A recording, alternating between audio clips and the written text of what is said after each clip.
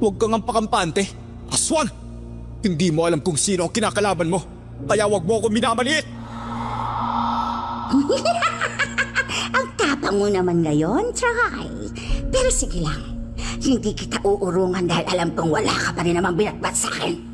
Bagito ka pa lang sa paggamit ng sandatang yan, kaya makakaya pa kitang talunin. Ngayon, tignan natin kung kaninong lahi ang magpapatuloy at kaninong lahi ang tuluyang mabubura sa mundo! Yeah!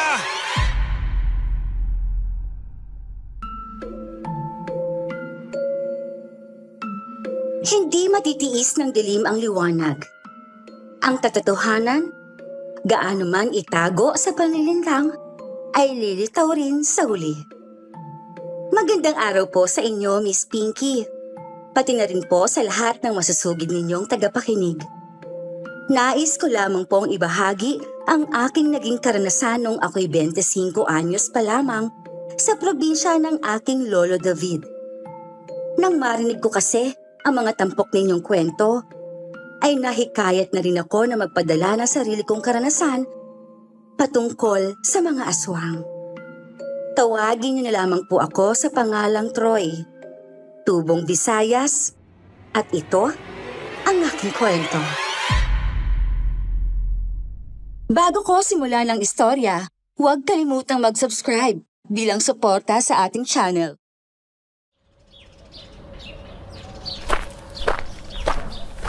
Oh, Mang Pedring, yung baso mo nilulumot na. Abay, mukhang makakatulog ka na dyan sa kinauupuan mo Mga mahihinang nila lang talaga. Hayaan mo na siya dyan.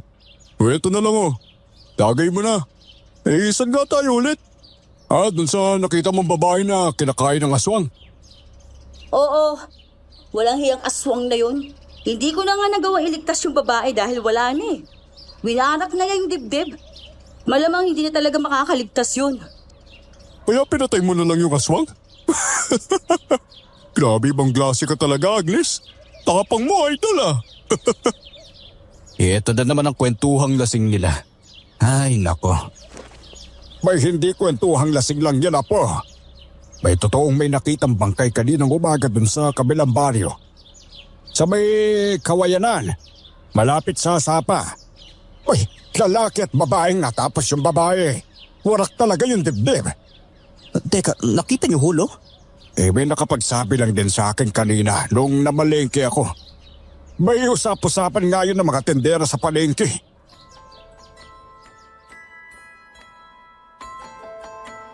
Napailing na lang ako sa kanapabuntong hininga dahil sa sinabing yon ni Lolo David. Maging siya kasi ay paniwalang paniwala sa mga kwento ni Agnes. Tuwing hapon kasi, nandito na siya kasama ang kaibigan niyang si Glenn at nakikipag-inuman sa mga magsasaka. At ang palaging laman ng usapan nila ay tungkol sa mga aswang na pinapatay kuno ni Agnes. Hindi pa sana ako maniniwala noon kung hindi lang dahil sa balitang umere sa telebisyon nang buksan yon ni Lolo.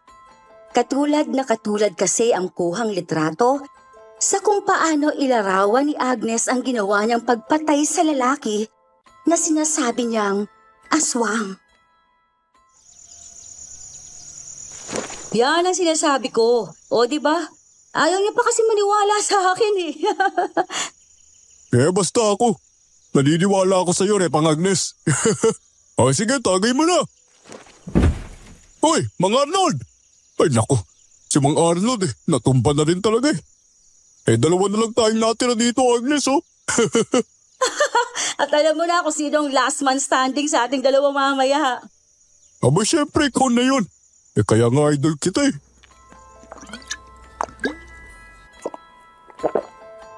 Nabuhay ang kuryosidad ko noon tungkol sa totoong pagkatao ni Agnes. Kung titingnan kasi siya, ay parang normal lang siyang manginginom ng tuba. Astigin, pero alam kong hindi kayang manakit ng iba. May kung ano kasing nababasa sa mga mata niya na kapag tumitig ka ay parang malulunod ka dahil sa lalim. Kinabukasan nga ay may panibago na namang balita tungkol sa patayan sa kabilang baryo. Isang matanda na may saksak sa noo at malaking markang krus sa dibdib. Troy, isang galon nga ng tuba. Nagaga pa para uminom ah. 3:00 pa lang ng hapon oh. Hindi ka pa natatakot masunugan ng atay? Hindi. Alam mo kasi, mas nakakatakot ang mga multong ayaw kang patulugin sa gabi. Ano? Multo? Hindi ka takot sa aswang pero sa multo takot ka.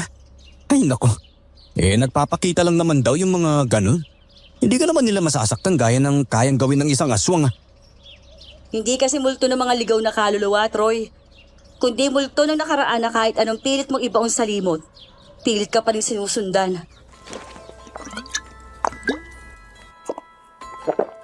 Natahimik ako sa sinabi niya. Ramdam ko ang lalim at sakit sa tono ng boses niya, kaya naman iniabot ko na lang ang 1 galon ng tuba sa kanya.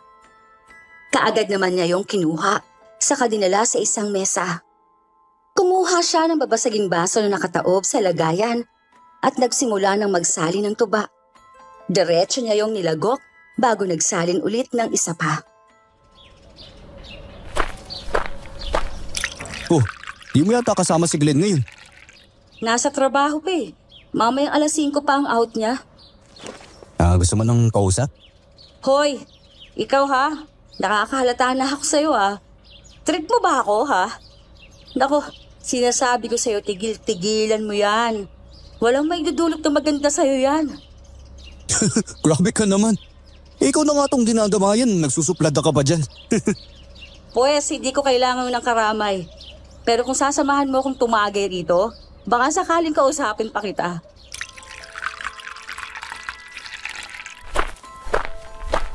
Napapailing na lang akong nilubayan si Agnes. Mailap kasi talaga siya pagdating sa mga lalaki. Yung tipong makakausap mo lang siya nang hindi siya nagsusuplada kapag nakarami na siya ng toma o di kaya kapag nagkukwento na siya tungkol sa mga ginawa niya ng nagdaang gabi. Pagsapit naman ng 5:30 ng hapon ay magkasabay na ring dumating sina Glenn at Mang Greg. Uy, Repang Toy. 1 galon nga ng tuba. Abay, naubos na pala netong si Repang Agnes ang 2 galon eh. Grabe, ang lakas mo talaga, Agnes. Ang tagal nyo kasi. O siya, dali mo na yung 1 galon dito at nang mabanatan na. Oh, Mang Greg. Tagay mo na kagad oh. Huwag mong pamumulutan yan ha. Baka makaya eh. Nakailang baso na kami tapos ikaw. Hindi pa yan nagagalaw. Ay, siya nga pala. Wala si Mang Pedring? Wala. Ako lang mag-isa rito kanina pa. Di yata pinayaga uminom ni Aling Marisol eh.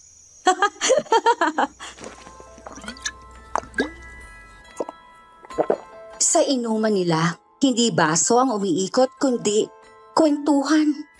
Kanya-kanya kasi silang baso gawa ng ayaw ni Agnes na nagsasalin-sali ng mga laway ng mga kainuman niya. Nang sumapit lang 7:00 ng gabi, ay malakas na ang tama ng iba, lalo na si Glenn. Maingay na sila at sinisinok-sinok na rin. Sandali lang ha. Muna ako. Kanina pa parang puburok tong pantog ko eh. Hindi na ako makaalis kasi gusto ko pa makinig ng kwento ni Repang Agnes. Sige na. Umihi ka na dun oh, at baka maihi ka pa sa pantalon mo. Abay, ang panghi pa naman ang ihi kapag nakainom ng tuba. Parang panis na ewan. O siya, mag-ingat ka dyan, Glenn ha. Baka mamaya bigla kang kunit ang mamaw dyan. Ito namang si Mang Greg oh. Nanakot pa talaga. Ihiyan ko sa mukha yung mamaw na yun eh. Makatikim siya ng tuba na na-filter na ng pantog ko. O ikaw, Agnes. Paano mo nga ba malalaman kung aswang nga yung kaharap mo? Minsan sa mata, minsan sa hininga, pero madalas sa liwanag ng buwan. Grabe. May ibang klase ka talaga, Agnes ah. Bakit? Ano bang amoy ng hininga ng isang aswang? Bakit ba interesado ka sa kanila ha? Gusto mo rin bang maging isang manunugis katulad ko? Hindi no. Mas gusto ko kasing maging asawa mo. Angas ng joke mo, Mang Greg ah. Benta yon. Pero ibebenta kita sa bulok ko kapag ipinagpatuloy mo pa yung nakakadiri mong joke. Oh, easy ka lang. Kalma ka lang. Ito naman no. Parang hindi na mabiro eh. Hindi naman ako papatol sa tulad mo sa edad kong to ano. Parang papasa na nga akong tatay mo eh. Buti alam mo. At isa pa, hindi ko trip ang mga lalaki. Alam mo kung anong trip ko? Ang pulbos ng mga aswang na magbabalak humarang sa daraanan ko.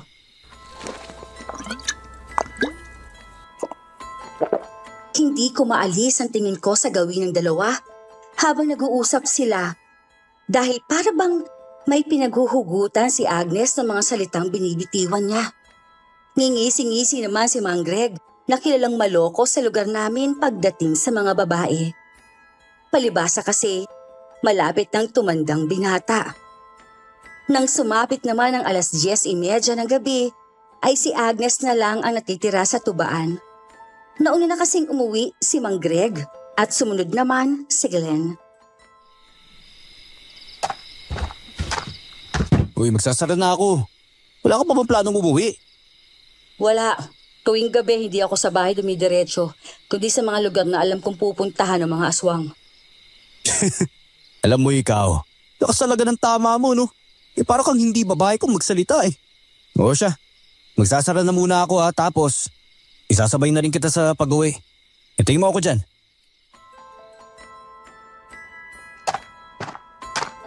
Hindi na rin siya nagreklamo noon at itinuloy na lang na ubusin ang natitirang tuba sa galon. Pagkatapos ay tumayo na siya saka lumabas ng tubaan. Pero na magsara na ako ng pinto ay napakunot naman ang noo ko nang hindi ko na siya makita sa kung saan. Lokong yun Tirabi na nga ang isasabay ko sa pag-uwi. Hinangutigas naman ang ulo. Wala ng tricycle kapag ganong oras sa baryo namin. Kaya naman kailangan ko talagang maglakad pa uwi. Dahil sanay naman na akong umuwing gabi ng mag-isa, ay hindi ko naalintana pa ang mga kumakalat na balita tungkol sa mga patayan sa kabilang baryo. Ngunit hindi ko rin maiwasang panindigan ng mga balahibo noon nang bigla na lang umalulong ang mga aso. Nagtipon pa talaga sila sa gitna ng daan na parabang may inaabangan. Ilang sandali pa ay may narinig naman akong mga kaluskos sa bandang talahiban. Parabang may tumatakbo roon na kung ano.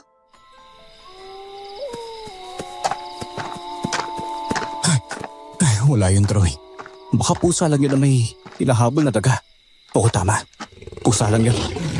Ay, pusang gala! Ano yun?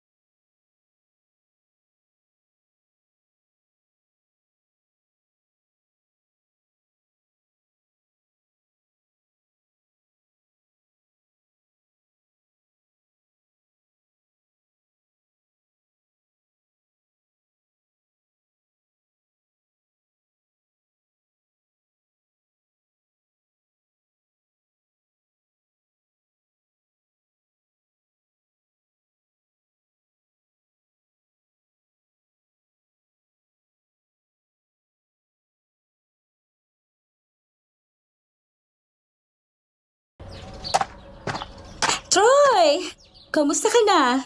Long time no see ah. Ah, Diana? Ikaw ba yan? Ay, hindi. Picture ko lang to. Sira.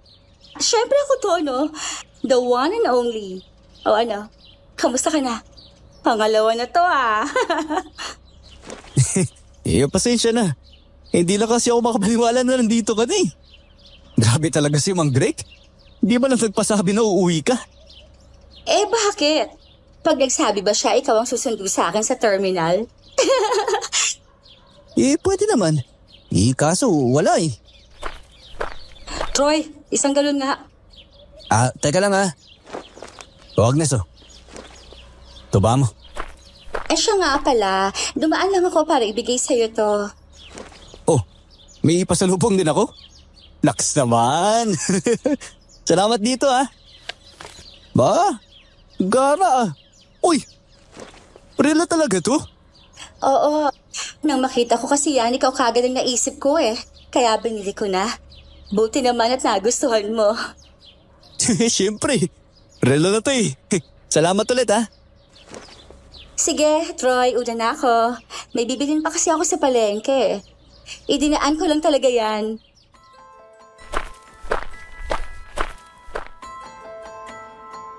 Si Diana ay kababata ko at naging matalik na kaibigan simula nang dalhin ako ni nanay dito sa probinsya ni Lolo David. Yun nga lang, nang tumuntong na kami ng high school, ay dinala na siya ng mga magulang niya sa Maynila para doon pag-aralin. Doon na rin kasi na destino ang tatay niyang pulis kaya isinama na silang buong pamilya.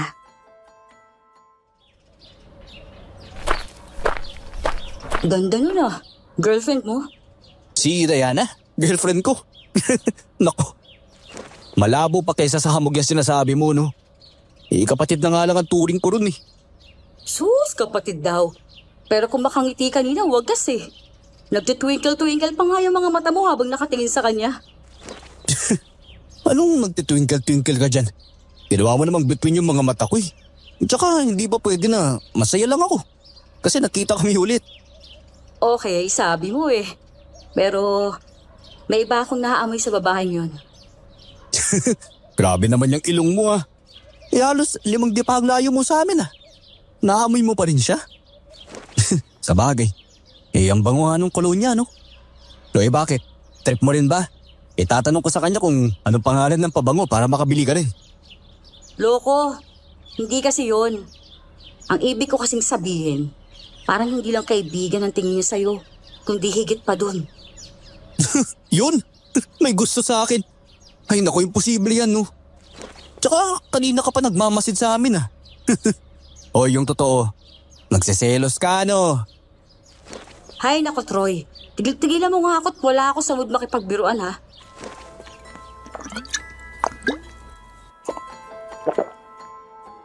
Natawa na lang ako nang makitang umirap pa siya sa akin bago muling tumungga ng tuba.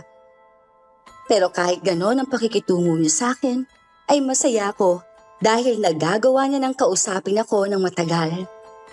Hindi na tulad ng dati na kung hindi ako masupalpal, ay malamig naman ang pakikitungo niya sa akin. Nang sumapit naman ang 4:00 ng hapon, tumayo na si Agnes saka lumapit sa akin.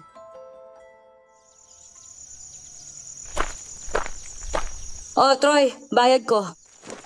Oh, 4:00 pa lang Parang tapos ka na kaagad? Wala pa nga siya nag-Glen eh. Teka, hindi mo na sila hintayin? May iba kasi ako lakad ngayon kaya hindi na muna ako sasabay sa kanila. Bang klase ka talaga no? Totoma ka muna bago lumakad no? Ay nako, sana lang maging maayos ang lakad mo na yan. Hay nako, minamaliit mo yata ako Nakita mo naman ako makipaglaban sa mga aswang kahit nakainom ako, di ba? Kaya sisiw lang sa akin ang mga ganitong bagay. Huwag ka mag-alala. Mag-iingat ako para sa'yo. O ano? Okay na ba? Lo, bakit naman ako nasali sa usapan? May mag-iingat ka para sa sarili mo, hindi para sa akin. Ito talaga Sus, halta ka kaya masyado. Pero sinasabi ko sa'yo, Troy walang magandang pupuntahan yan kaya itigil mo yan. Sige na, aalis na ako. Salamat sa masarap na tuba.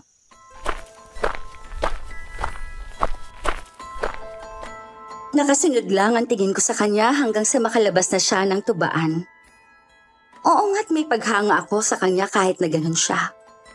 Bilib kasi ako sa tapang niya kahit na mag-isa na lang siya sa buhay. Pero wala naman akong balak na mas palalimin pa yon dahil sa kanya na mismo nang galing na wala akong mapapala sa kanya.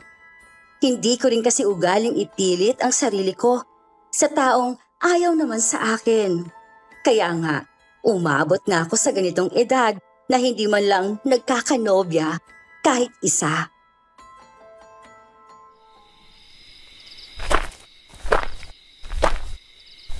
Pantroy, una na ako sa sayo ha. Mag-iingat ka sa pag-uwi ha. Loko. Muwi ka na. Ako pa pinagsasabihan mo na mag-iingat eh. Ikaw nga tong lasing. Baka mamaya, hindi ka na sa bahay mo dumiretso ha. Yari ka sa aswang. Lasing. Wala akong takot sa aswang na yan no.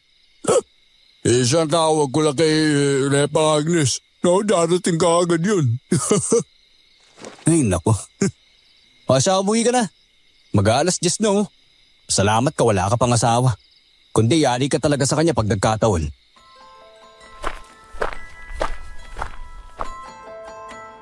Susuguray-suray na naglakad naman si Glenn palabas ng tubaan. Kaya naman natawa na lang ako. Inimis ko na mga ginamit nilang baso at tuba saka ako nagsara. Wala naman akong takot na nararamdaman noon habang naglalakad pa uwi pero minadali ko na ang hakbang ko dahil mahirap nang mapanatag. Ngunit nang padaan naman ako sa isang malaking puno ng akasya, ay may narinig akong parang humihikbi. Nang lapitan ko naman ang pinanggagalingan noon, ay nakita ko ang isang pamilyar na figura sa pamamagitan ng sinag ng buwan. Hindi naman kasi siya sa lilim ng akasya nakaupo, kundi sa isang malaking bato na pantay ang itaas.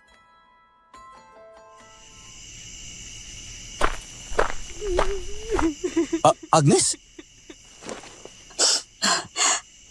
Oo, Troy. Anong ginagawa mo dito? Gabi na. May narinig kasi akong humihikbi eh. Akala ko pusa na nagpapalambing. Bakit ka pa lumapit? Paano kung hindi pala yun pusa tapos bigla kang sakmalin? Di nayari ka. Nandiyan ka naman eh.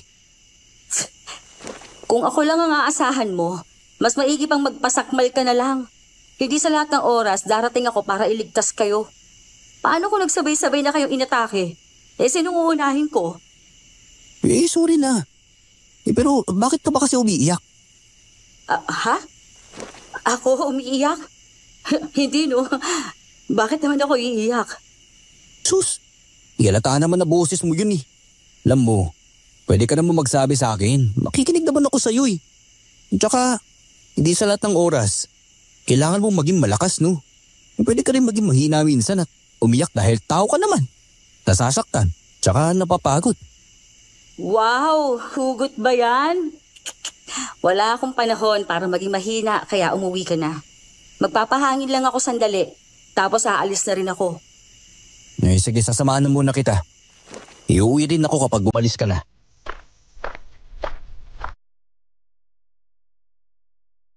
Bumuntong hininga lang siya noon saka tumingala sa kalangitan. Maya-maya pa, nakita ko na ang pagtulo ng luha mula sa kanyang mga mata. Hindi muna ako nagsalita at naghintay lang ako sa susunod na sasabihin niya. Death anniversary ngayon ni Nanay. Ang sakit. Ang sakit. Hanggang ngayon dala ko pa rin dito sa dibdib ko yung bigat ng nakaraan. Yung pakiramdam na wala akong magawa kundi umiyak lang at matakot sa isang sulok. Habang yung nanay ko, ilalaban ng isang aswang. Kaya ba pinili mong maging mananugis para hanapin yung aswang na pumasang sa nanay mo? Matagal na panahon na yon. Hindi na ako maasa pang makikita kong hinayupak na yon. Ang gusto ko na lang gawin, abusin ang lahi nila. Natatakot ako sa isiping meron na namang isang bata na mawawala ng ina katulad ko. Ayoko nang makita ang mga taong nagdurusa dahil sa pagkawala ng mga mahal nila sa buhay. Dahil sa mga buwisit na aswang na yan. Habang pinakikinggan ko si Agnes, ay saka ko naman naalala ang isang parte ng sarili kong nakaraan. Naisip kong baka kaya ko siya nakilala dahil pareho kami ng pinanggagalingan. Hinagod ko lang ang likod niya noon dahil hindi naman ako maalam sa pagpapatahan ng isang babae.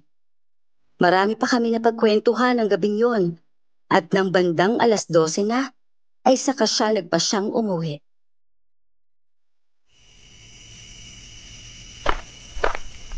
Oy, Apo, kakarating mo lang. Abay, bakit masyado ka na naman yatang ginabi ngayon? Tumambay lang ho ako saglit lo. Kayo lo. Bakit gising pa ho kayo? Yun na nga eh. Kasi kanina, may lumagapok sa bubungan eh. Tapos umalulong yung mga aso. May mga 5 minuto rin ang itinagal nun. Tapos, nawala na rin naman kagad. Kako baka may dumang, alam mo na. Kaya hindi na ako nakatulog at hinintay ko na lang na makauwi ka. Pagdating ko kasi sa bahay, ay naabutan ko si Lolo na nasa sala. Nakaupo habang may isang tasa ng mainit na tubig sa lamesitang nasa harap niya. May isang garapon ng asin din sa tabi ng tasa at ilang pinadpad na bawang. Baka nga ho dumaan lang. May wala naman ho kasi ako napansin na kakaiba kanina sa labas eh. O siya, matulog na ho kayo lo ah. Alam kong maaga pa ho kayong gigising bukas. Oo nga eh. Papanatag na ako ngayong nandito ka na. Alam mo namang ikaw lang ang natitira kong apo kaya nag-aalala talaga ako sa'yo. Kapag hindi ka pa nakakauwi ng 10 oras ng gabi. Naku, wag ko kayong mag-alala lo. Hindi ho ako mapapaano dahil kasama ko naman ho si Agnes. Si Agnes. Siya, sige. May tiwala naman ako sa batang yun eh. O siya, matulog ka na rin ha. Papasok na ako sa kwarto ko. Ay, yung pinto pala. Huwag mong kalilimutang ilak. Oo lo.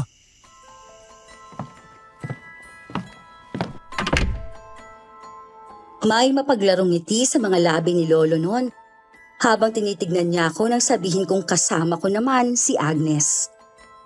Alam kong iniisip ni Lolo na marahil ay dumidiskarte na ako sa dalaga kahit pa ang totoo ay hindi naman. Hinayaan ko na lang siya hanggang sa makapasok siya sa kwarto niya at ako naman inilak na mga pintuan saka pumasok na rin sa sarili kong kwarto. Hindi ko alam kung gaano katagal na ba akong nakatulog noon nang bigla na lang akong dalawin ng isang masamang panaginip.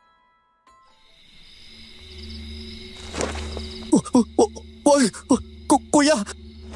Kuya Tristan! Bumagsak na sa kuya ko. Troy! Apo! Gumising ka! Troy!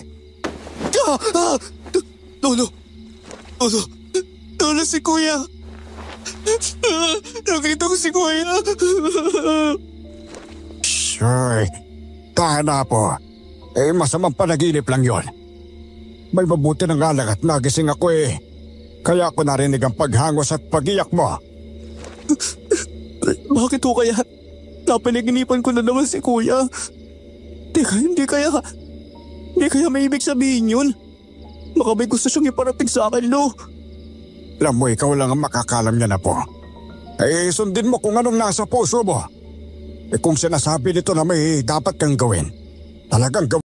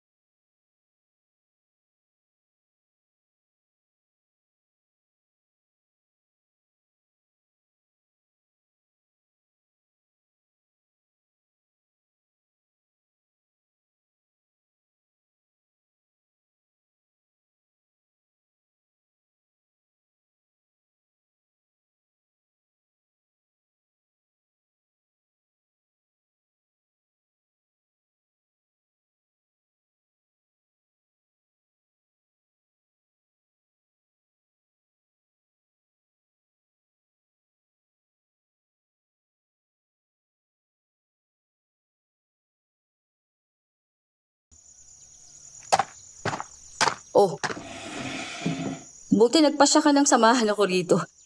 Kaya na pa kita hinihintay eh. Hinihintay ko lang kasing dumating si Lolo eh. O ano, tagayin mo na ako. Sabi mo kanina, di ba? Oo na, heto na. Masyado ka namang atat eh. Kauupo mo pa nga lang oh. Oh, hayan. Bottoms up dapat ha. Ayoko sa kainuman yung mahina. Yes, ma'am.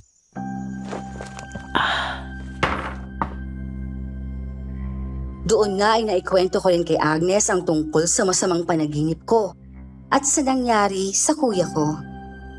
At maging siya'y naniniwalang hindi nga lang yun basta panaginip, na marahil ay nagpaparamdam nga si kuya dahil may gusto siyang ipahiwatig sa akin.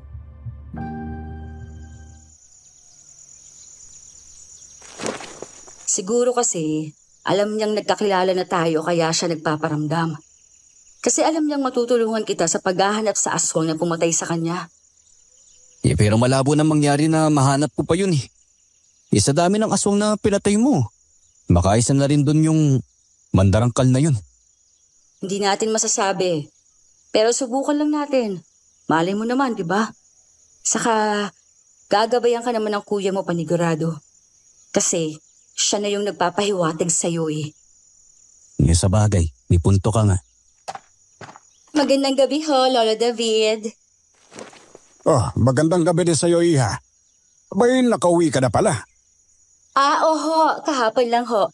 Saka dumaan din ho ako rito kahapon kaso wala ho kayo eh.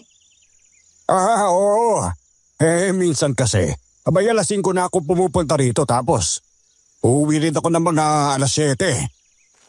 Ay, siya nga pala. Nandun si Troyo. Kaagad namang lumapit sa amin noon si Diana habang may malapad ng ngiti. Ngunit nang makita niya si Agnes, ay bigla na lang napalis ang ngiti na yon.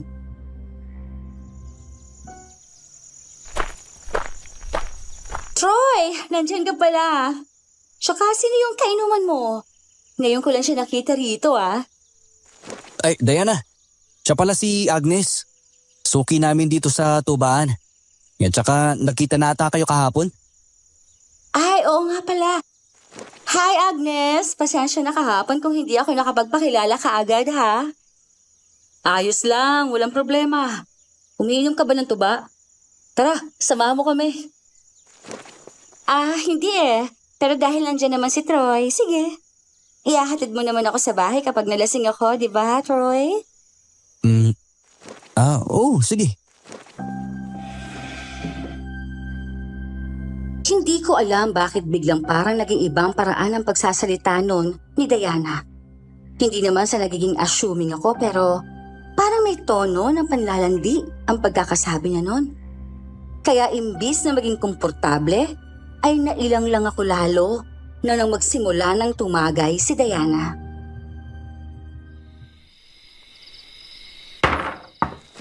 Alam mo, Troy, ang gwapo mo pa rin talaga, no?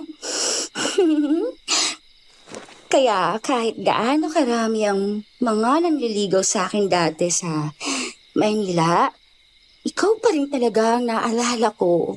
Parang lagi ko silang naikukumpara sa'yo tapos sa huli, marirealize ko na wala talaga silang panama sa'yo. Diana, nagkakalumot na yung baso mo. Abay, yung isang baso mo, pang-apat na namin Yaman mo na. Baka hindi lang kasi talaga siya sanay sa pag-inom. Sus, drama. Hindi naman yan iinom kung hindi niya talaga kaya. Ha? Ano yan, Agnes? May sinasabi ka ba? Sabi ko oo na lang. Baka kasi mahirapan ka sa kanya maghatid mamaya pag-uwi Wala pa namang tricycle dito kapag alas 10 na. Kaya nga ipapasabay ko na lang siya kina Glenn kanina pa kasi yun uwing-uwi Pustahan ko. May ka-textmate na naman yun kaya mas gustong nasa bahay na lang nila. Aabalahin mo pa yung tao. Sabi mo nga may textmate, diba? Baka mainis lang yun kapag pinasabay mo pa sa kanya tong si Diana. Naku, hindi yan. At saka madaraanan lang naman niya ang bahay ni na Diana. Kaya mas maiging sa kanila na siya sumabay. Kaya mo pa naman, di ba Diana? Tsaka alas 8 pa lang May tricycle pa nito. Hindi na muling nagsalita pa si Agnes noon at nagsali na lang ulit ng tuba sa baso niya. Diretso niya yung nilagok bago muling magsalin. Napailing na lang ako dahil kanina ko pa talaga halata ang pagkairita niya kay Diana. Ayoko naman siyang tanungin dahil pihadong masusupalpal lang ako, lalo na't wala na nga siya sa mood noon. Uy, Reba! Uwi na ako ha. Pagkasabi na lang kay Mang Pedring pagbalik ka dito na mauna na ako. Ay, sandali. Isabay mo na tong si Diana. Ano? Ayoko nga. Yari ako kay Mang Greg niyan. Kapag nalaman niyang ako mag-aatid sa pamangkin niya, no? Ayan mo naman na ayoko sa mga issue eh. Tsaka, best friend mo yun, di ba? Ikaw na mag-atid. Di yan. Mamaya pa kasi ang uwi ko eh. Tsaka ako pa yung magsasara nitong tubahan. Alam mo namang hindi ko pwedeng iwan to kasi umalis na si Lolo eh. Lolo magbabantay dito oh. Ay, naku. Oo, siya, sige na nga. Basta kapag ginulpi ako ni Mang Greg, ha? 3 pa yung ibabalik ko sa'yo. Magdaka ka sa akin. Grabe ka naman. Sabihin mo na lang na ako yung nakiusap sa'yo. Naiatid si Diana. Hindi ko nang pagagalitan kaya sige na. Magabang ka na doon ng tricycle tapos papasukin mo rito para maisakay natin si Diana. Uy, sige. Oo na. Sige na. Ba't ba kasi hindi tabi ng kalsada tong tubaan ni Lolo David eh? Layo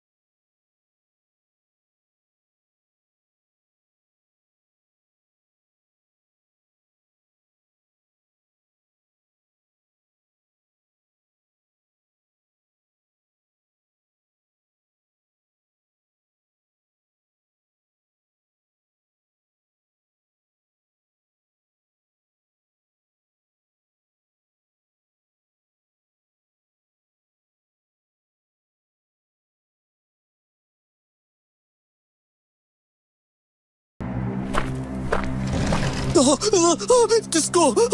Ano pagi na yan? Teka, huwag ka lalapit! Huwag ka lalapit sa akin! Ngunit kahit anong pigil ko sa bagay na yon ay patuloy pa rin ito sa pagtalon-talon palapit sa akin. Dahil sa takot ay mabilis akong tumayo at tumakbo. Halos magkandadapa-dapa na ako noon dahil sa pangangatog ng mga tuhod ko. Pero pinilit ko pa rin makarating kaagad sa bahay. Pumahangos tuloy akong pumasok sa bahay noon, kaya nagising si Lolo. Pupungas-pungas siyang lumabas ng kwarto niya saka nagtanong sa akin.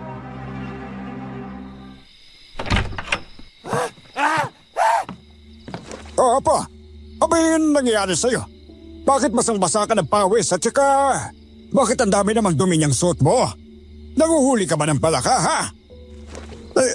Kasi ulo. Teka lang ho, kukuha lang ho ka ng tubig. Ganito ho kasi yan. Papauwi po ako kanina. Nang may mapansin akong sumusunod sa akin. Akala ko ho aswang eh. Kaya binilisan ko ho yung paglakad ko. Pero hindi ko nakita yung nakausling bato kaya natison ako tapos pagtingala ko, may nakita ko parang isang bolang apoy. Tumatalon-talon pa nga po sa hangin eh. Ano ka mong bolang apoy? Tumatalon-talon. May baka salmento yon. Salmento ho? Oo. Sabi ng mga matatanda dati, ang salmento raw, galing doon sa dugo ng isang namatay na tao na natuyo. Tapos hindi na iilawan o naaarawan. Pero may iba naman nagsasabi na kaluluwa ito ng mga namatay na tao. Teka, para bang mahiwatig ito na gusto nila ng hustisya. Kaya sila nagpapakita. Grabe may ganun ho pala lo. Ngayon ko lang nalaman yan At least alam mo na ngayon. Di ba? Tsaka wag kang mag-alala. Hindi nananakit ang mga salmento. Kaya wag kang matakot sa kanila. Yun nga lang. Naghahabol sila. Lolo naman eh. Nananakot ka pa talaga eh. Magsasara na lang ako ng maaga doon sa tubahan. Para naman makasabay ko pa uwi si Glenn at saka hindi na ako habulin ng salmento na yan.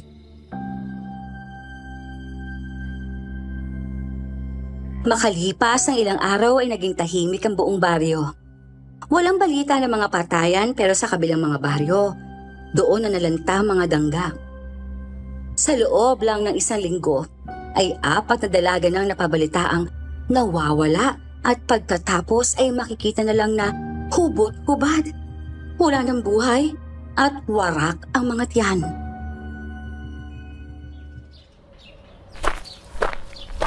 Uy, Lepang Troy! Bakit parang hindi na nagagawi dito si Diana? Bakit mo naman siya hinahanap? May gusto ka sa kanya no? Wala no. Ano ka ba? Ano lang kasi. Napapansin ko lang. Simula nung napagsabihan siya ni Mang Greg, parang hindi ko na siya nakikitang lumalabas sa bahay niya. Ay naku, hayaan mo na yun. Kahit dati pa naman napakasentimos ng batang yun. Konting gibo, magtatampo agad. Bakit? Masama ba yung sinabi ko? Hindi naman, hindi ba? Tsaka pasalamat talaga siya. At nandyan si Agnes para siguraduhin ligtas siya. Oo nga no. Ay, siya nga pala. Nakita niyo ba si Agnes? Parang hindi na rin siya nagagawi dito ng mag-iisang linggo na. Baka nasa ibang baryo yun. Di ba ka maraming nababalitaang nabibiktima ng aswang doon?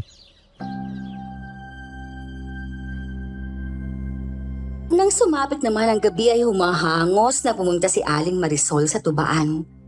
Galit na galit at hinahanap si Mang Pedring.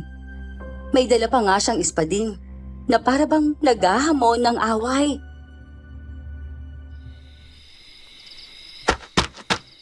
Pedring! Pedring! Asa si Pedring? Kanina pa umalis yun Mga bandang alas-6 nagpaalam na siyang umuwi. Ano uuwi? Kanina pa nga ako naghihintay sa kanya sa bahay pero anong oras na wala pa rin siya?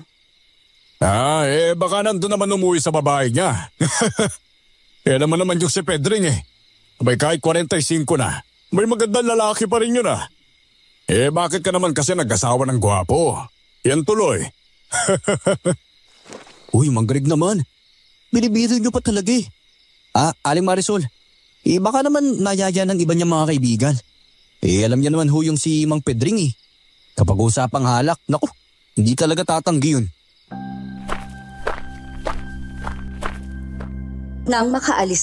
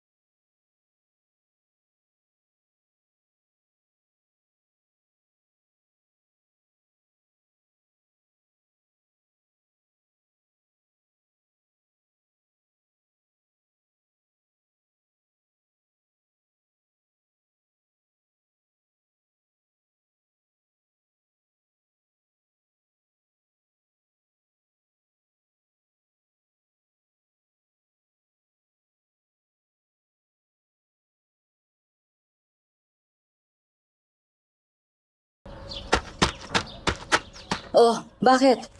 May sasabihin ka bang importante? Bilisan mo lang at tomang-toma na ako eh. Agnes, may alam ka ba sa nangyaring pagpaslang kay Mang Pedring kagabi? Yun ba? Syempre, oo. Balitang-balita kaya sa buong baryo kanina. Umagang-umaga pa lang. May kinalaman ka ba? Kasi... Sa paraan ng pagpaslang? Kung tanga mga tumitingin, iisipin nilang ako may gawa nun at lalabas na isang aswang si Mang Pedring. Pero dahil nagtanong ka, sigurado ako nagdadalawang isip ka kung ako nga ba ang may gawa nun. Di ibig sabihin, hindi nga ikaw ang may gawa nun? Pero bakit na ginaya yung paraan mo ng pagpaslang sa mga aswang? Bakit nga ba? Sige nga, Troy. Sabihin mo sa akin kung anong naiisip mo. Dahil ba gustong lituhin ng tunay na aswang ang mga tao? May punto ka. Pero may iba pang dahilan bukod doon. Ano naman yun? Gusto ng aswang na yon na magalit sa akin ng mga tao dahil nagkamali ako ng pinaslang. Kahit magpustahan pa tayo, maya-maya lang, susugod na dito si Aling Marisol para sisihin ako sa pagkamatay ng asawa niya kahit ang totoo, hindi naman talaga akong gumawa nun.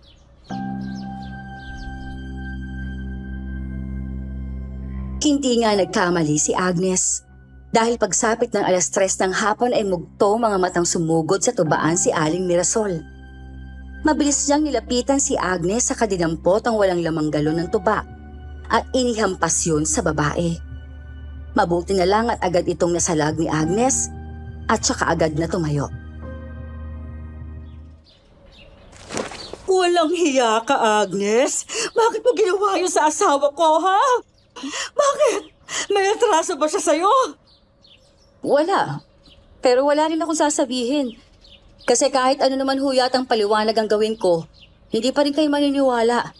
Kaya mas maiging isipin nyo na lang ang gusto ninyong isipin. Yan! Siyan kayo magaling eh. Umaakto kayo biktima kahit ang totoo. Kayo naman talagang may kasalanan. Dumating na ho ba yung autopsy report ng asawa ninyo? Kasi pinatingin ko na rin po yung gulok ko sa mga pulis at anumang oras, magkakaalaman na kung ako ba talaga ang may sala o hindi. Pero kapag mapatunayang ikaw ngang salarin, ayoko nang makikita yung pagmumukha mo dito sa baryo. Umalis ka na rito dahil isa kang huwad na manunugis! Nang sumunod na araw ay nalaman na ngang hindi kay Agnes ang patalim na ginamit sa pagpatay kay Mang Pedring. Nakahinga ako noon ng maluwag dahil absuelto na si Agnes. Alo, pwede ho bang kayo na muna ang magbukas ng tuban? Ay, oo naman. Bakit? May lakad ka ba? Opo sana eh. Mukhang may bako nakaamoy Teka, Hoya po, may nililigawan ka na ba? Wala ho ano lang ho kasi. Gusto ko lang hong puntahan si Agnes para ipaalam na lumabas na yung autopsy report. At hindi nagmatch yung patalim niya sa patalim na ginamit sa pagpatay kay Mang Pedring. Ganun ba? Siya sige. Basta kapag 2:00 na, pumunta ka na sa tubaan ha. Oo, Lolo. Salamat.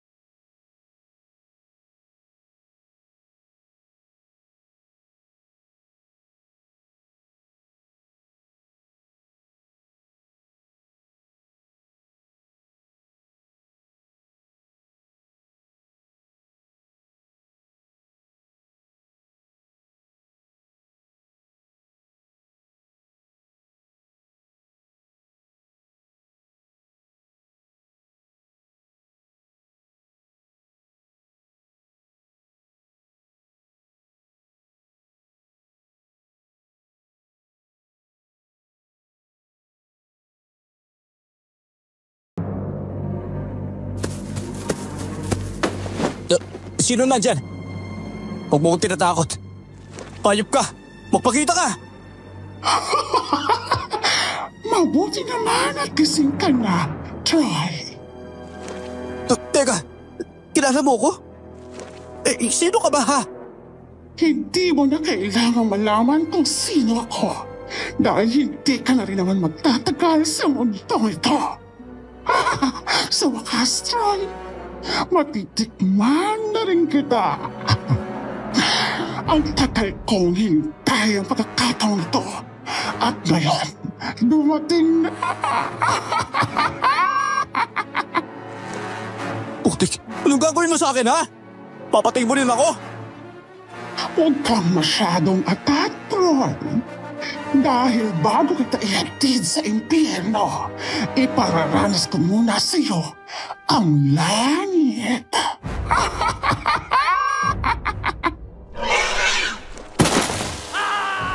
Napasigaw na lang ako noon nang bigla akong ibabawa ng nilalang.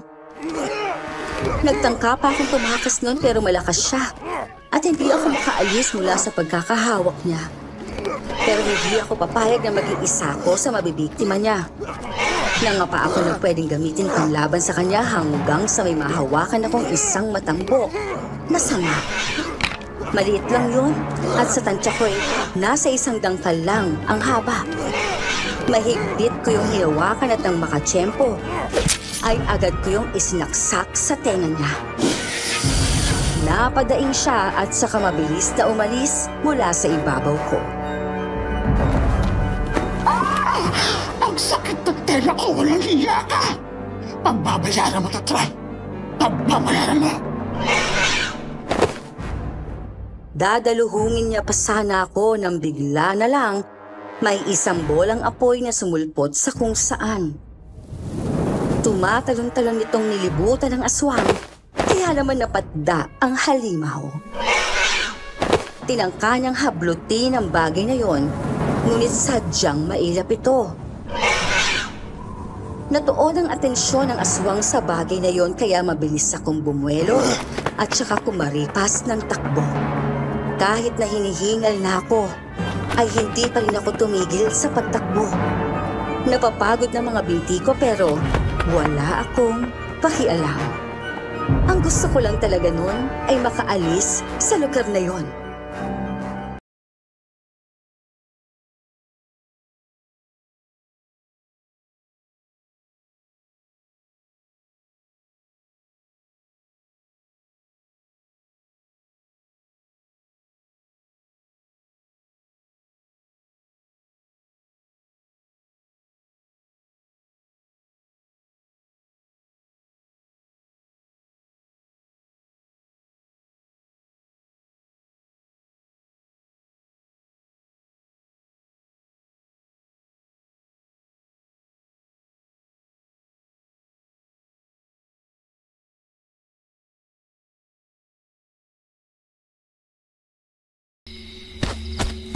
Teka.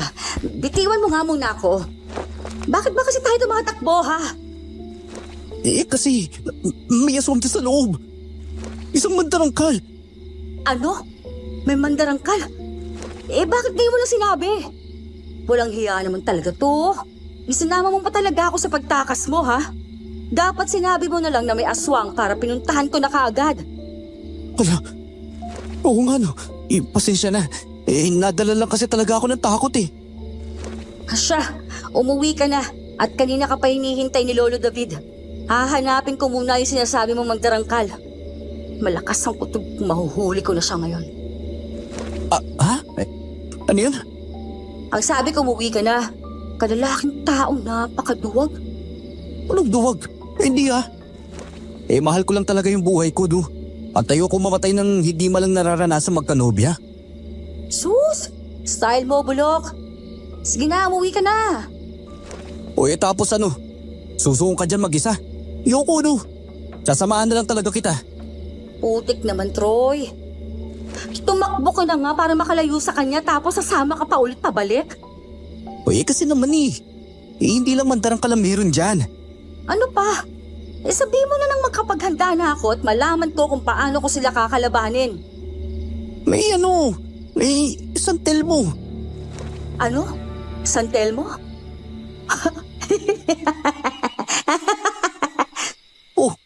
Bakit?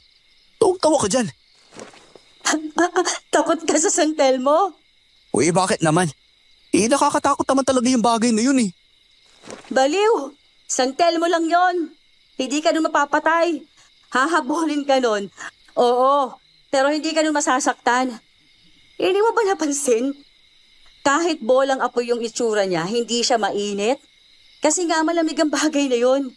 Sabi ng iba, kaluluwa daw kasi yon ng mga taong namatay. Tapos nagiging ganyan kapag gustong humingi ng hustisya. Ha? Ganun ba yun? Hindi ibig sabihin, humihingi siya ng tulong sa akin kasi 2 beses na siyang nagpakita sa akin eh. Kung 2 beses na siya nagpapakita sa'yo, ibig sabihin, may nais siyang ipahiwatig. Sa tingin mo? Kasi ganyan din yung sabi ni Lolo eh. Oo, tara. Ha? Saan tayo pupunta? Sa loob ng kakahuyan malamang. Akala ko ba gusto mong sumama?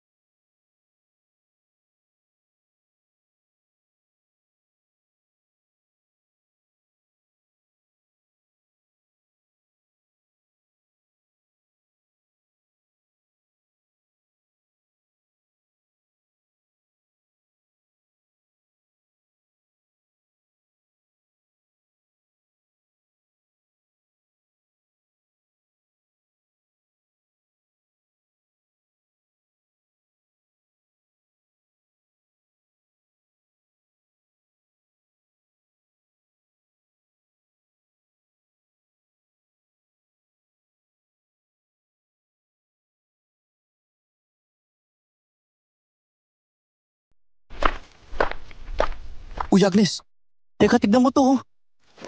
Parang may nakaukit pero hindi ko mabasa. Parang ibang lingwahe to ah. Patingin nga ako. Kung di ako nagkakamali, sinaunang alpabeto ng mga Bisaya ang ginamit dito. Mas kilala yon sa tawag na badlit. Kung ganun, talagang matagal ng panahon na simula nang mailagay ito rito. Marahil. Teka sandali. Parang, parang may tinuturo pang San Telmo dito. Sa palagay ko may gusto talaga siyang ipahiwatig sa'yo, kaya ka niya dinala rito. Di ba sabi mo, napanaginipan mo ang kuya mo? Ibig ba sabihin, maaaring sa dugo ni Kuya galing tong salmento? Maaari. Pero maaari din galing yan sa isang tao may kinalaman sa'yo. Halika, hukayin natin sa banda dito. Kanina pa siya patalong-talong dito eh. Kinukay nga namin ang likuran ng puntod gamit ang mga putol na sanga. Nang mapalambot namin ang lupa, ay kamay na ang ginamit namin para maghukay. Makalipas ang halos 1 oras, ay may nakapa kaming parang isang tabla ng kahoy. Uy, Agnes, bawal kaya to? Parang kahoy eh. Siguro. Tara, iangat natin. Medyo mabigat. Oo nga eh. Parang malaki. Teka, bibilang ko 3 ah. Tapos sabay nating iangat. Sige, 1, 2, 3.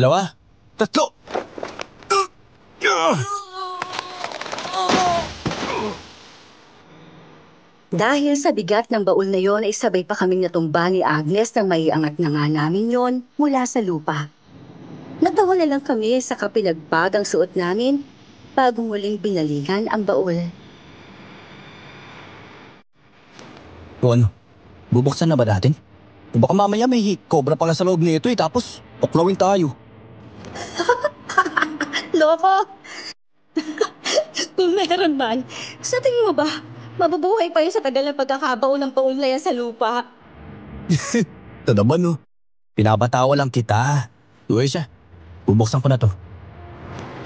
Ay, teka, parang may kandado. Nakalak. Sandali. Hetong ba to? Pukpukin mo para masira. Wala tayo.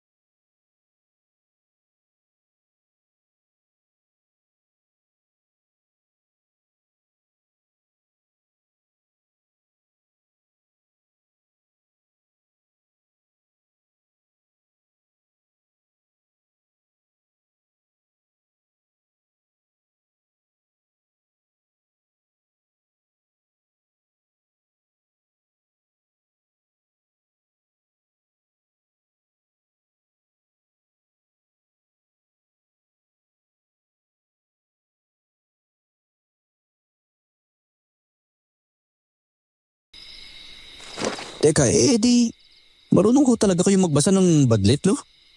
Hindi masyado. Pero meron akong libro na nagtuturo kung paano magbasa ng badlit. Teka sandali. Kukunin ko. Yun naman pala. Buti at hindi na natin kailangan pa maglakbay para lang makakita ng taong marunong magbasa ng badlit.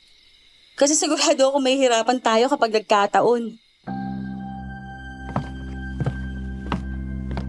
Nang bumalik si Lolo ay dala na nga niya ang librong naglalaman ng guide kung paano magbasa ng badlit. Sinimulan niya ng isali ng mga nakaukit sa balat ng kahoy sa lingwahe namin, gamit ang alpabetong ginagamit natin ngayon. Namangha kami nang mabasa na namin ang nakasulat. Kung sino ang may dugong busilak, sa kanya itatangan ang sugpong na itinatag. Sa ilalim ng panganib, siya'y magniningning. Ang tangan niya'y kapalarang sa lahi magpapatinig. Astig naman pala na nakasulat dyan, Lolo David. Ito naman ho ang aklat at tsaka itong nakaukit sa hawakan ng sandata. Paano ito basahin? Ito. Yung nakaukit dito sa hawakan ng sandata ay pangalan ng dating may-ari. Si Amang Salimbao. Maaaring totoong pangalan. Maaari ding hindi. Ang ibig sabihin kasi ng Salimbao isang uri ng malaki at malakas na lamba. May maaaring sumisimbolo ang lambat na ito sa pagsilo ng mga masasama, partikular na mga aswang. Ang aklat naman na ito naglalaman ng talambuhay ni Amang Salimbao at kung paano niya pinaslang ang iba't ibang uri ng mga aswang noong kapanahunan niya. Napakaswerte naman ho pala nito ni Troy At siyang napili ni Amang Salimbao na maging bagong may-ari ng sandata niya. Kaysa nga, kung itinuro sa iyo ng Salmeto ang pinagbaunan nitong mga to, Apo, ibig sabihin lang ay ikaw ang napili ng Salmentong yon bilang tagapagmana ng kanyang sandata. May barahil matagal ka na niyang minamatyagan at ngayon ay dumating na nga ng panahon. Pero busilak na puso? Paano naman ho niya malalaman na busilak ang puso ko? Nararamdaman kasi ngayon, Troy. Saka baka kaya rin nagparamdam yung kuya mo sa panaginip mo nung nakaraan kasi gusto niyang ipagiganti mo siya. Malakas ang kutob kong narito lang sa paligid ng mga aswang na may atraso sa atin at hindi pa sila kabilang sa mga napaslang ko.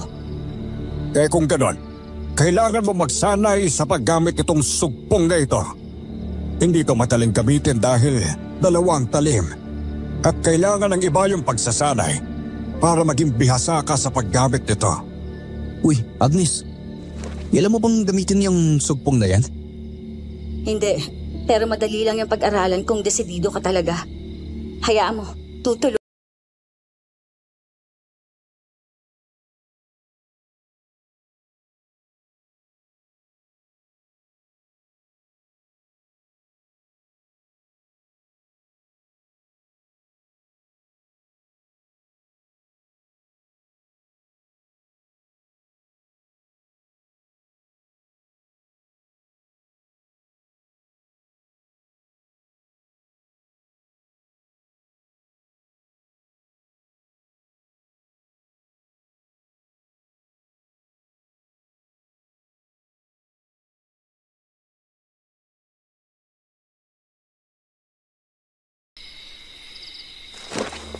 Ay nako, kung hindi ka lang kasi isang kalahating tanga, may napatay mo na sana yung gonggong na yun Bakit hindi ikaw ang pumatay kung gusto mo? Magaling ka, di ba? Nagawa mo ngang itago ang pagkakakilanlan mo. Samantalang ikaw naman talaga ang pumaslang kay Ma'am Pedring. Kasi nga tanga ka! At saka tigilan mo na nga yung pagpapanggap bilang Diana. Hindi ka katulad niya dahil siya mabait at mas lalong hindi siya tanga. Oo nga, Grege. Sa sobrang bait niya, pinagkatiwalaan ka niya. Pero anong hindi tanga? Napaniwala mo nga siyang ikaw talaga ang tiyuhin niya, di ba? Teka, anong pinagsasabi ng dalawang to? Hoy, huwag ka nga magmalinis, Diana. O mas maiging tawagin na kita sa tunay mong pangalan.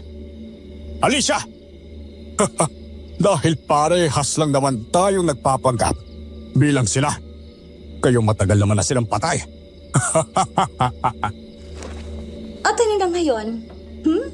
Ilalaglag mo ko? Magkakamatayan muna tayo, Vicente. Hindi ako makakapayag na ikaw ang sisira sa mga plano ko. Talaga ba?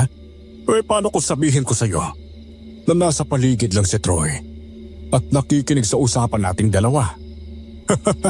May magagawa ka pa ba kung sabihin kung ikaw talaga ang pumatay kay Kuya Tristan niya? At kaya mo yung ginawa ay dahil alam mong si Tristan ang tagapagbana ng sugpong na uubos sa lahi ninyong mga mandarangkal. Tumigil ka, Vicente!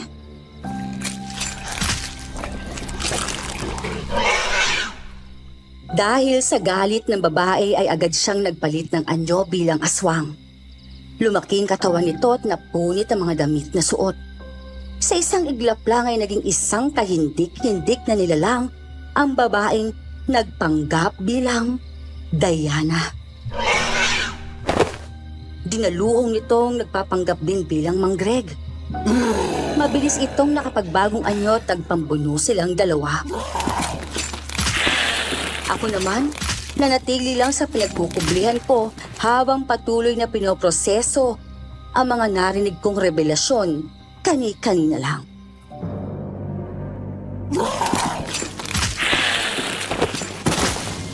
Bakit, Alicia? Totoo namang takot ka kay Tristan. Kaya mo siya pinaslang.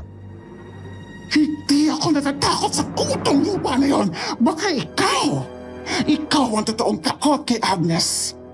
Kaya mo nga pinatay si Mang Pedring para mabaling kay Agnes ang atensyon ng mga tao at magalit sila sa kanya, di ba? Para hindi siya paniwalaan ng mga tao at palayasin siya dito sa baryo. Dahil sa gabal siya sa mga plano ko, pagkamali akong itinira ko pa siya. Sana, pinaslang ko na lang siya kasama ng walang kwenta niyang ina. Umaasa ka kasing magiging isang normal na babae lang siya. Kasi kamali ka ng akala mo. Ngayon, imbis na isa siya sa gagawin mong palalian, naging isa pa siya sa mahigpit mong kalaban. Hindi ko mapigil ang mapamura nun dahil sa mga nalaman ko. Sadyang napakatuso ng dalawang aswang sa ginawa nilang panlilinlang sa amin ni Agnes. Inilabas kong sugpong ko mula sa dala kong bag, saka yun pinagdugtong. May kadena lang kasi sa gitna noon na nagsisilbing koneksyon ng dalawang patalim at kapag gagamitin na, ay saka idudugtong muli para maging isang sandata na may talim sa magkabilang dulo. Hindi ko naman inaasahan na habang nagpapambunong dalawa, ay may biglang sumulpot hindi kalayuan sa kanila.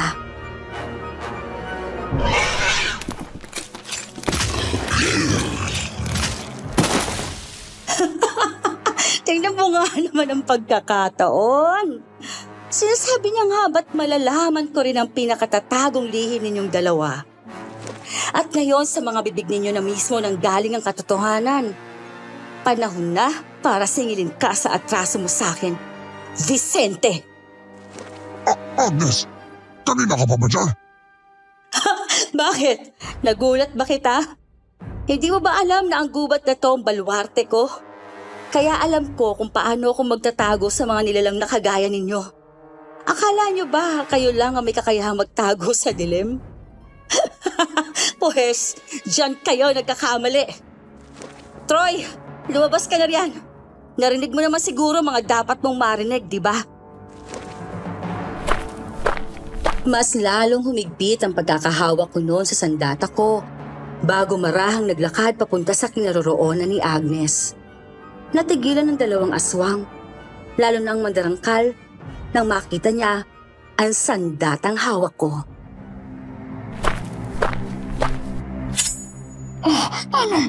Paano mo nahanap ng sandata na yan? Bakit? Ito bang sandatang kinatatakutan mo? na mapapa sa kamay ng kuya? Kaya mo siya pinatay? Ayop kang aswang ka! 15 anyos lang ang kapatid ko noon. Pero pinatay mo siya ng walang kalaban-laban. Bakit ha? Dahil ba natatakot ka? Huwag! Dahil alam mo na rin naman ang totoo, lubos-lubosin ko na. Hindi ako natatakot, Troy. Nag-aalala ko para sa lahi kong mauubos niya kapag namana niya ang sandata na yan. Kaso, hinayaan mo rin siyang mabuhay. Kaya yan, may katapat ka na rin tuloy, Alicia. Alam mo namang nasa dugo nila ang pagiging isang mananabas eh.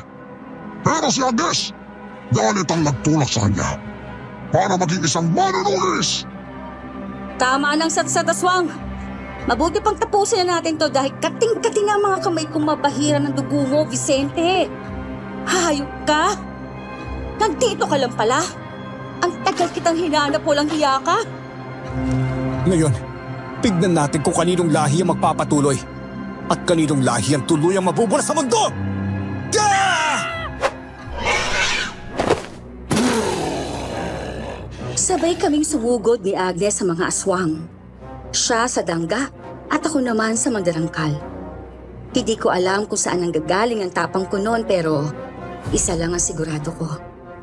Gusto kong ipaghiganti ang kapatid kong walang habas sa pinaslang ng walang hiyang aswang na yon.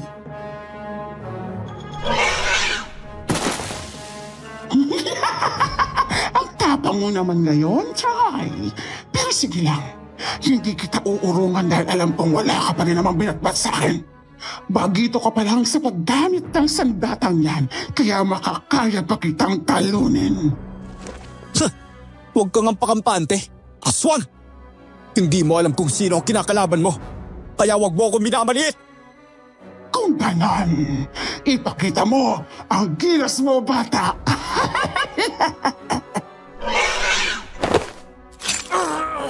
Biglang sumugod ang mandarangkal at saka ako inambahan ng kalmot.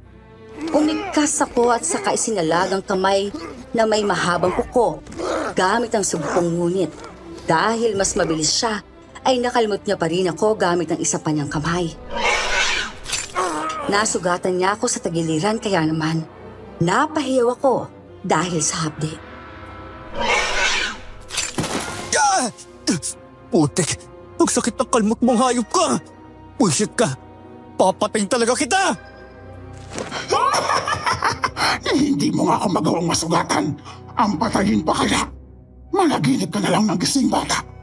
Dahil maya-maya, ihahatid na kita sa impyerno.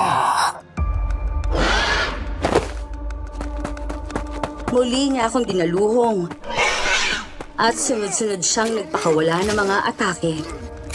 Ako naman, salag dito, salag doon ang ginagawa habang iniinda ang sakit ng sugat ko. Ni hindi ko na nga alam kung anong lagay ni Agnes dahil nakatutok ako sa pakikipaglaban sa mandarangkal. Dahil sa gigil ay mas binilisan ko pang galaw ko para masabayan ang kalaban ko hanggang sa hindi niya inaasahang aatake ako mula sa ilalim. Pinaghiwalay ko ang sugpong at habang ang isa ay nakasalag sa kamay niya, mabilis kong isinaksak sa tiyan niya ang karugtong ng sugpong na siyang nagpatigil sa nakakalokong ngisi niya. Anong? Oh, ano? Ito ba ang bulang binatbat, ha? Ito ba? Tanggapin mo! Ah! Mas lalo ko pang idiniin ang pagkakasaksak ko sa tiyan niya. Kaya naman napasukan na siya ng dugo. Ngunit hindi ko naman inaasahang makakabawi pa siya. At mabilis niya akong nakalmot sa mukha. Dahilan para mapabitiw ako sa kanya at mahugot ang sugpong na nakasaksak sa sikmura niya. Ramdam kong lalim at hapdi ng pagkakabao ng kuko niya sa pisngi ko. Pero nang makita ko siyang ngaling-ngaling na paluhod habang nakahawak sa sugat niya, ay napangisi ako.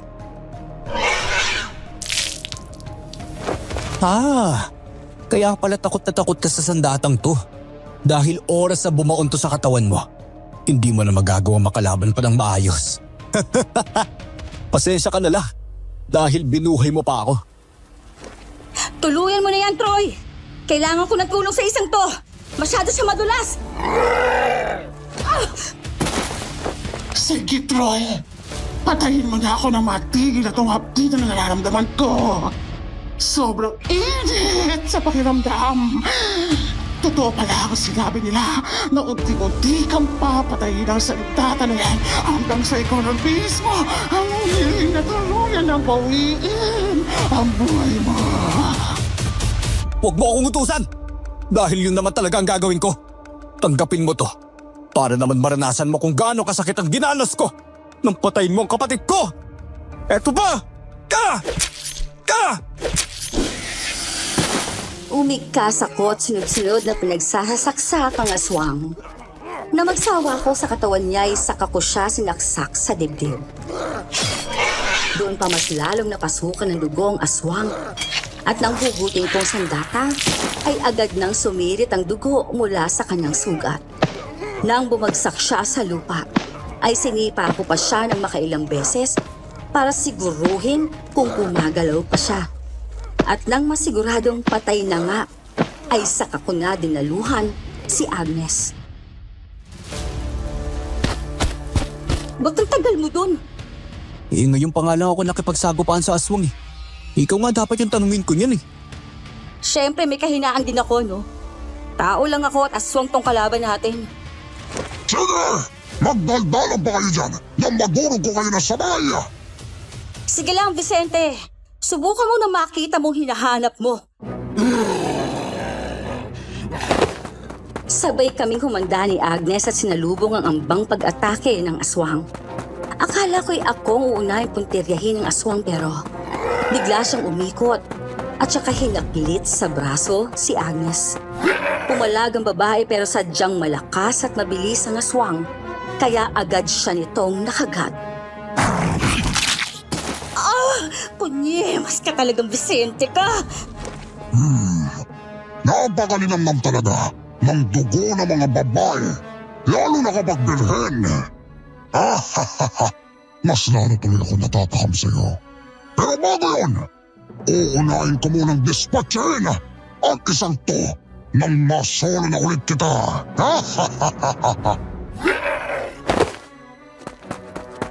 Pero hindi ko na hinintay na makaporma pang aswang at agad ko na siyang sinugod ng atake. Mabilis siyang umikot paharap sa akin kaya huli na para umatras ako. Itinutok ko sa kanyang sugpong at lakas loob na sinaksak siya. Bumao ng patalim, taka ng dibdib, ngunit naramdaman ko rin ang pagbaon ng kuko niya sa magkabilang balikat ko. Troy! Sakit! Putik naman! Ang talim ng kuko mong hinayupak ka! Ano to? Bakit mainit? Walang niya. Hindi ko alam na tatakab din pala sa akin na sandata na yan. Malamang! Aswang ka eh! Akala mo ba para lang yan sa mga mandarangkal? Pwes, nagkakamali ka! Oh, heto pa! Saluin mo!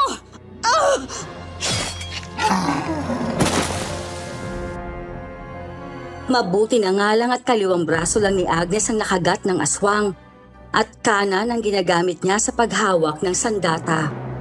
Malakas niyang tinaga ng gulok ang leeg ng aswang at napahiyaw ito sa sakit. Makailang ulit niya pa yung tinagpas hanggang sa maputol at pagkatapos ay minarkahan ng krus ang dibdib nito, katulad ng lagi niyang ginagawa. Buisit! Nakakapagod! Ang kunot ng balat ng walang iyong to! Mahalaga. Natapos na. Oo nga, salamat ha. Itulungan tayo rito kaya walang problema. O ano? Tara na. Nagutom ako bigla eh.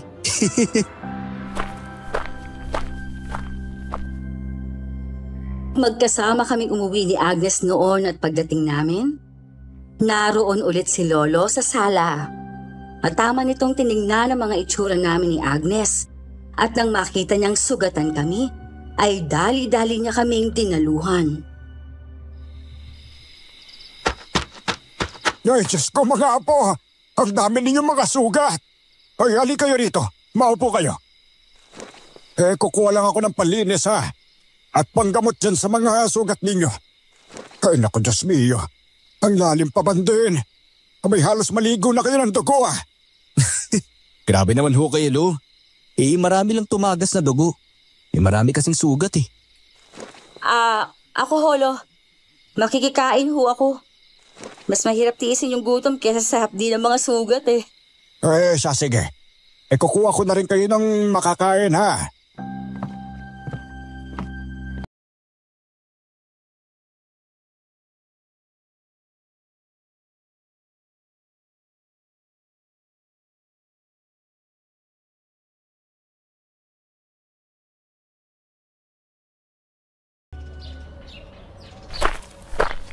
Uy, Repa. Alam mo ba yung bagong chismis? O anong bagong chismis naman yan? Nangya ka naman parang hindi ikaw yan, Glenn ah. Chismoso ka na rin pala ngayon. Hindi kasi nakapagtataka lang talaga. Nasabay na nawala si Mang Greg tsaka Diana. Ilang araw na silang hindi nakikita pero nakabukas naman ang mga bahay nila.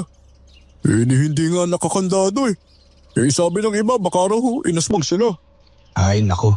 Huwag na kayong magpapaniwala sa mga chismis na yan. Hindi naman totoo yan Oh, eto na ang tuba mo. Siyempre, manunugis nga eh. Sama kita sa susunod ah. Ba? Mukhang may bagong naamoy ako dito Uy. Ano namang naaamoy mo? Talaga para kang aso talaga, Dwayne. Nga pala Agnes, naalala ko dati. Yung sinabi mong may naaamoy kang kakaiba kay Diana. Yun ba yung amoy ng aswang? Ngayon mo lang napansin? Ang slow mo talaga. Oh, tagay mo. Ayoko sanang uminom pero sige.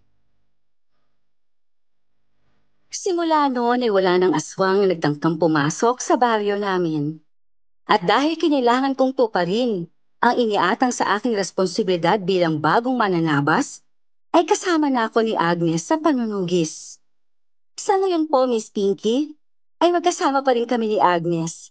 Pero hindi na para manugis, kundi para bumuo na ng sarili naming pamilya. Gusto rin kasi namin ang normal na buhay para sa mga magiging anak namin. At sa 10 taon naming pagsasama bilang mag-asawa, ay ngayon pa lang kami mabibiyayaan ng anak. Pero sulit naman ang paghihintay dahil kambal po ang magiging anak namin. At nakatakda ng mga anak si Agnes sa susunod na buwan. Hanggang dito na lamang po ang kwento ko, Miss Pinky. Hihintayin ko po ang pag-ere nito at matutuwa kami ni Agnes na mapakinggan ito sa channel ninyo. Muli, ako po ito, si Troy. Thank you and more powers po sa channel ninyo.